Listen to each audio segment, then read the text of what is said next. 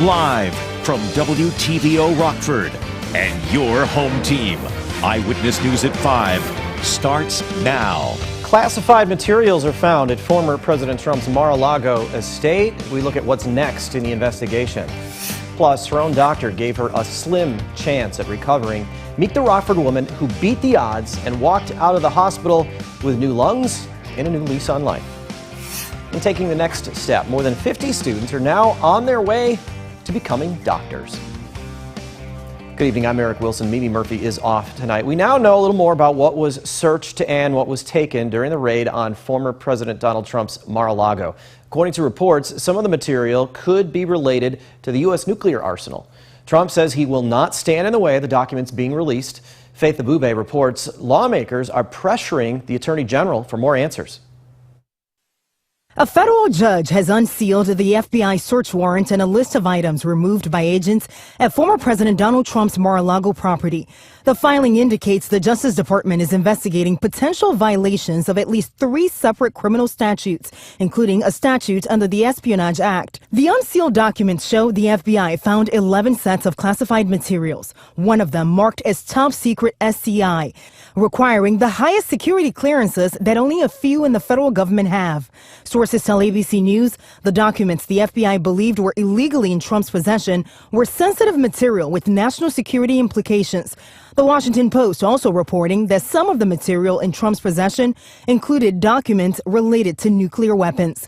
Trump no longer has a security clearance. There are laws against the improper handling of this material. Attorney General Merrick Garland says he personally approved the search warrant request approved by a federal judge who was convinced there was evidence of a crime at the former president's primary residence. The department does not take such a decision lightly. ABC News has learned the DOJ issued a subpoena for the documents in April. Then a small group of FBI agents visited Trump in June, requesting he return the sensitive material before escalating to a search warrant. They had amazing patience, in my view, considering the apparent sensitivity of what they were going after.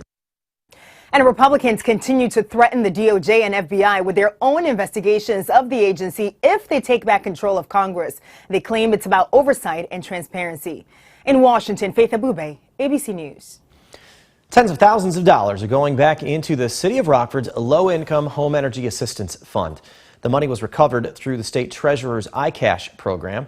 Around 400,000 people in Boone and Winnebago counties have unclaimed cash or property. City leaders say finding this $78,000 means more families will get heating help this winter. We know that a lot of families living in poverty really struggle to cover their energy costs and often have to make critical decisions about what they can afford and what they can't afford in order to pay their energy bills. So we're very excited to be able to continue offering that program. And actually, the city of Rockford has one of the most robust programs in the state. LIHEAP begins in September and runs through the following May or until the money runs out.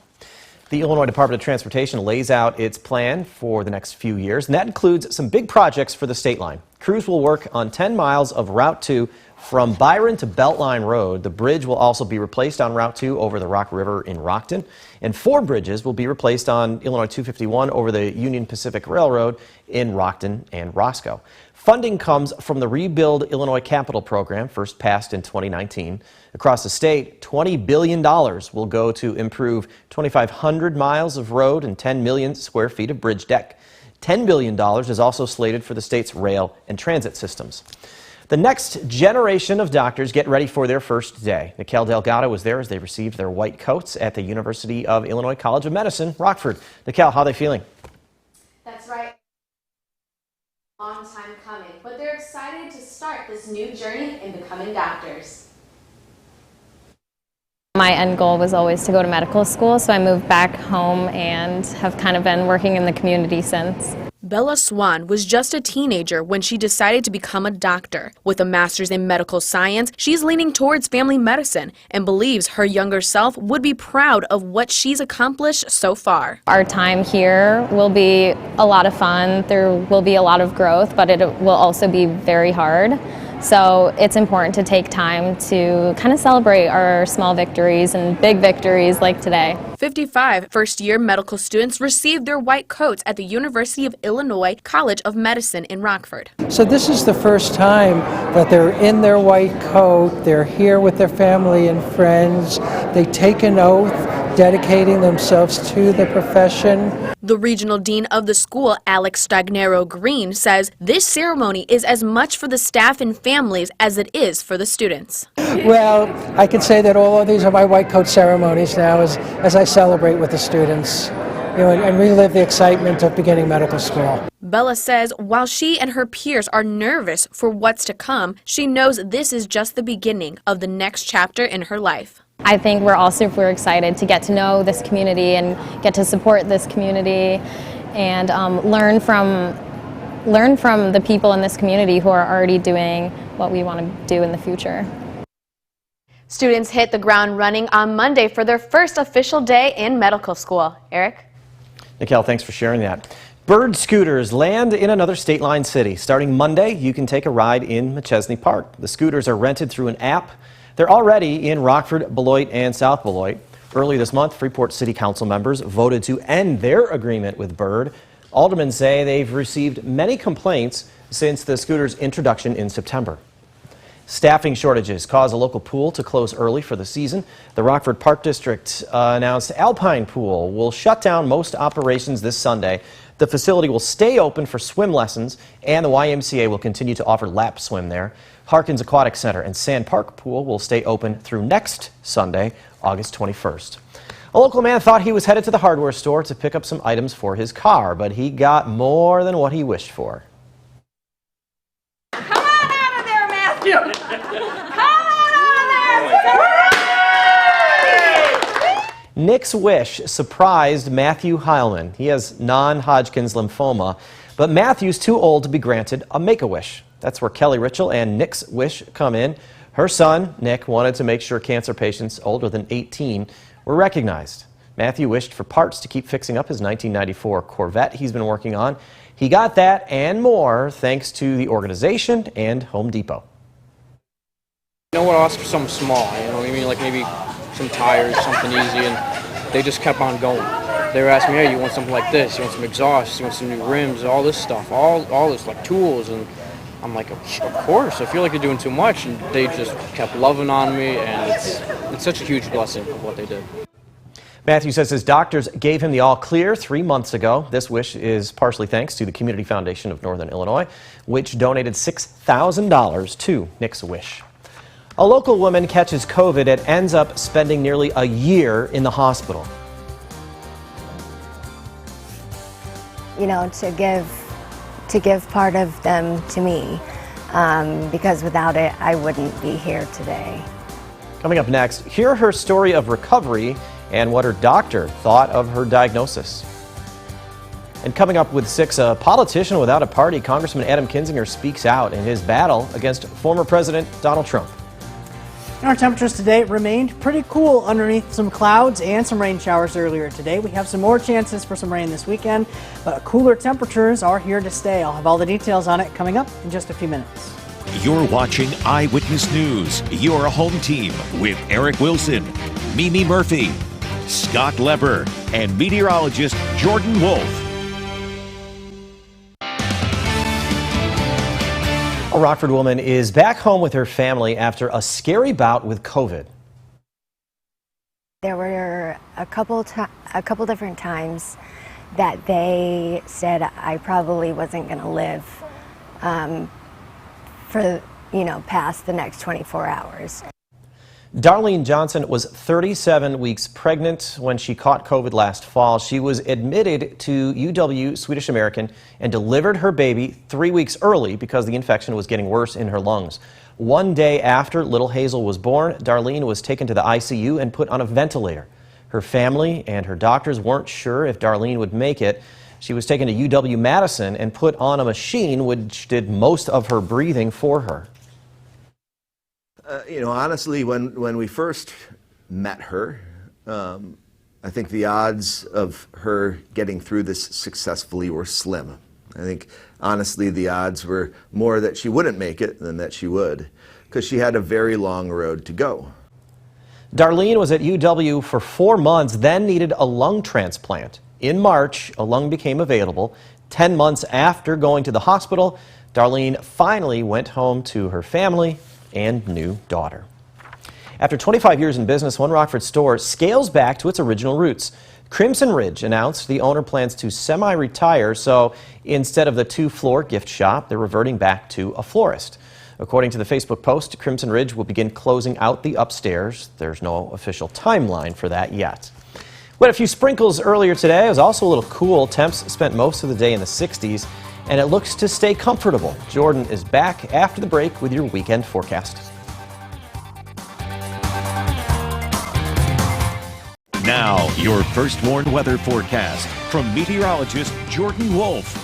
Well, our high temperature so far here today has only reached the low 70s in many locations, and even a couple of spots hasn't even gotten to that 70-degree mark yet, and that's kind of where we still sit here later on here into the evening as well. We're at 70 degrees right now at the Rockford Airport, 68 in Galena, 64 in Monroe, is as warm as they have been so far here today. Now, if Rockford does not get any warmer, this would be the coolest day that we have had since June 8th. That's when we only got up to 68 degrees. And this kind of led me to a question, is how many days have we had in each temperature range so far since June 1st this summer?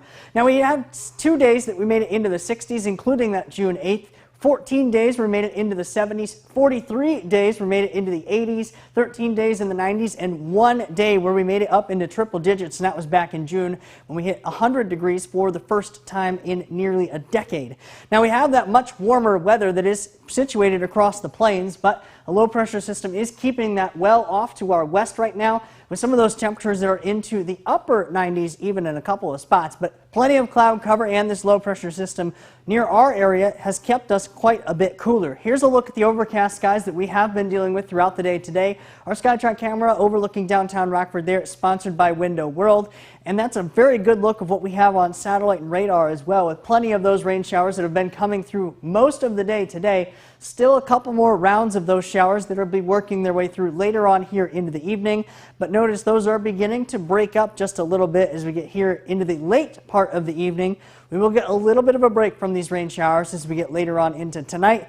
And we do hold on to some isolated and scattered chances throughout the day tomorrow. With the rain showers we've had so far, not really much as far as totals of precipitation, but it has brought our dew points up just a little bit. So it is feeling a little bit more humid than what we had overnight last night and during the day yesterday, as we'll have our dew points now up into the 60s in many locations after remaining in the 50s through most of the night.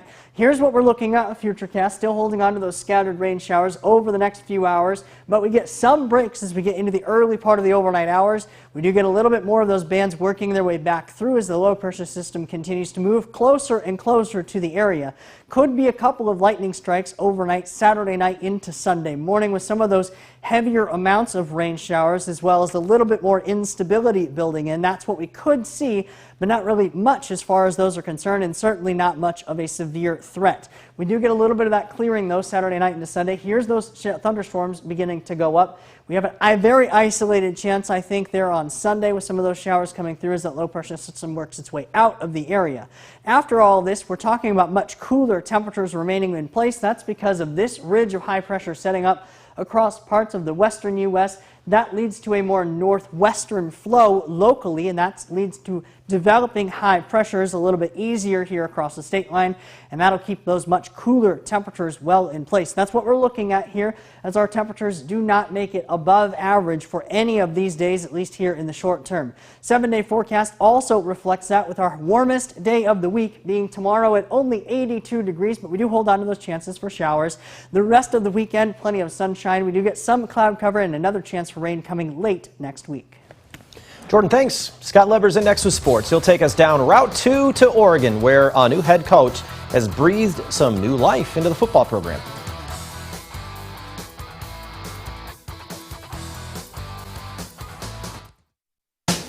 Now sports with sports director Scott Leber.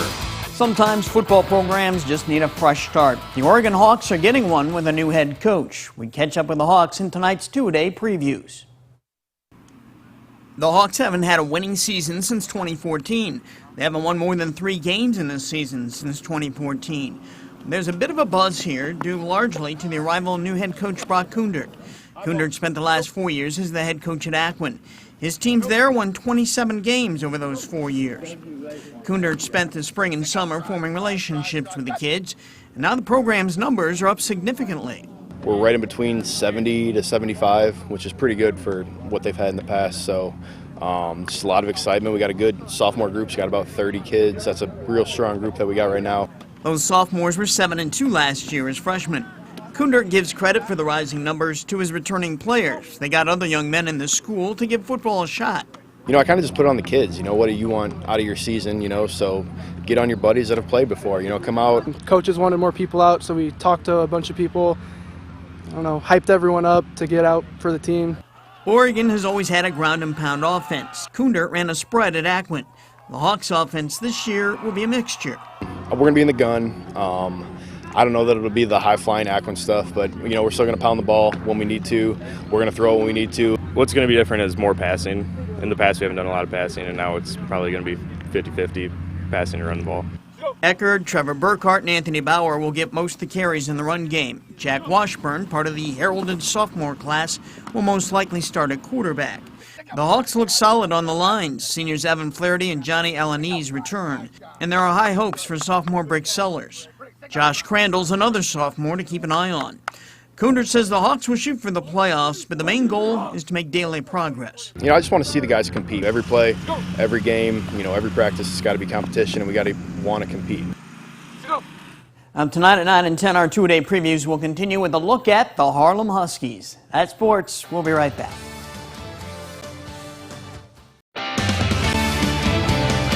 Jordan will have a final weather check in a few seconds, but first, here's a News Nation preview.